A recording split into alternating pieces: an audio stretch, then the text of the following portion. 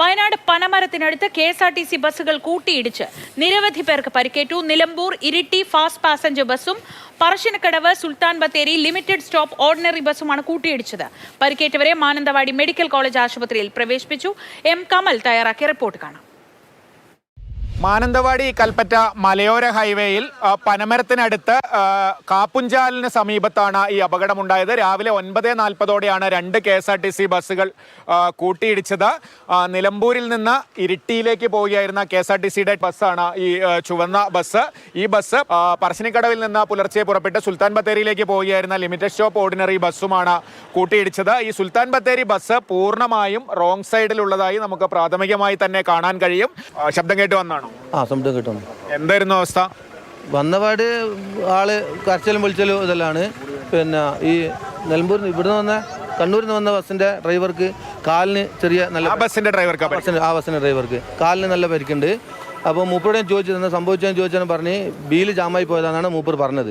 ദൃക്സാക്ഷികളിൽ ചിലരോട് ഡ്രൈവർ പറഞ്ഞത് ബസ്സിന്റെ വീൽ ജാമായി എന്നുള്ളതാണ്. പക്ഷേ അങ്ങനെ ഒരു സാധ്യത ഇല്ല എന്ന് മോട്ടോർ വാഹന വകുപ്പ് ഉദ്യോഗസ്ഥരും അതുപോലെ ഈ ഹെവി വാഹനം ഓടിച്ചുള്ള ഡ്രൈവർമാരും പറയുന്നു. ഇത് ഓവർടേക്ക് ചെയ്തിട്ടടിക്കാനാണ് ഏറ്റവും കൂടുതൽ സാധ്യത. ഒരിക്കലും വീല് ജാമാവല്ല. വീല് ജാമായ വണ്ടി ഇത്രയും ദൂരം ഓടി വന്നതാണ്. ഇനീഷ്യലായിട്ടുള്ള പരിശോധനയിൽ ഒരു മെക്കാനിക്കൽ തകരാറുകൾ നമുക്ക് ബോധ്യപ്പെട്ടിട്ടില്ല. ഈ ഇതിൽ ടയർ മാർക്കിംഗ് ഉണ്ട്. റോങ് സൈഡിൽ കയറിയിരുന്നിട്ട് വന്നതിൻ്റെ ആണ് അപകടത്തിൻ്റെ കാരണം എന്നുള്ളതാണ് മനസ്സിലാകുന്നത്. വീല് ശരിക്കും പറഞ്ഞിട്ടുണ്ടെന്നുണ്ടെങ്കിൽ തേഞ്ഞ അവസ്ഥയിലുള്ളതാണ്. അപ്പോൾ അതും ഈ മഴയുള്ള അവസ്ഥയിൽ അത് ശരിക്കും പറഞ്ഞിട്ടുണ്ടെങ്കിൽ മോശമായിട്ടുള്ള അവസ്ഥയിലാണ്.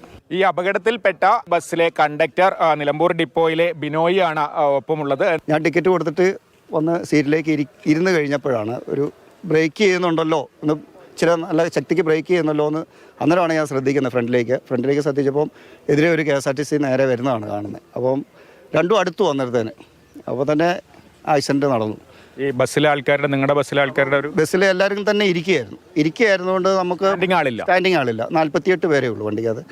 അപ്പം ഇരിക്കുകയായിരുന്നുകൊണ്ട് എല്ലാവരുടെയും മൂക്ക്, പല്ല്, നെറ്റി അങ്ങനെയുള്ള ഭാഗങ്ങളാണ് ഇടി വന്നത്. ഡ്രൈവർ ചുരുണ്ട് കിടക്കുകയായിരുന്നു. അപ്പം സ്റ്റിയറിംഗ് ബോക്സ് ഒക്കെ പറഞ്ഞു കിടക്കുകയാണ്. മൊത്തം ബോണറ്റ് അതെല്ലാം പറഞ്ഞ് ഫ്രണ്ട് മൊത്തം കാണാമല്ലോ. ബത്തേരി ബസിന്റെ ഡ്രൈവർക്കടക്കം കാലിന് ഗുരുതരമായി പരിക്കേറ്റിട്ടുണ്ട്. നിരവധി യാത്രക്കാർ 2 ബസ്സിലും ഉണ്ടായിരുന്നു. രാവിലെ ഓഫീസ് ടൈമാണ്, അതുകൊണ്ട് തന്നെ നിറയെ യാത്രക്കാരുണ്ടായിരുന്നു.